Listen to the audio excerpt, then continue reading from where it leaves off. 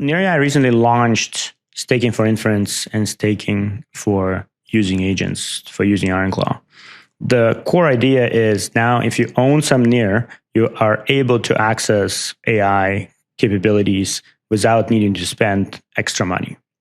And this is very much directly enables the AI money thesis, where if you have this money, right, as a store of value now, you're actually getting not just kind of traditional value, but this value of the AI, of intelligence, of kind of capabilities.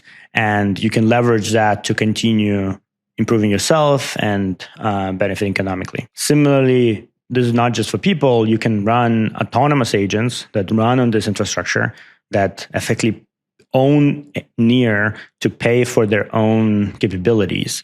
And this business then can go and transact by using Near intents to actually do business, by participating in the agent market to earn money by doing different activities.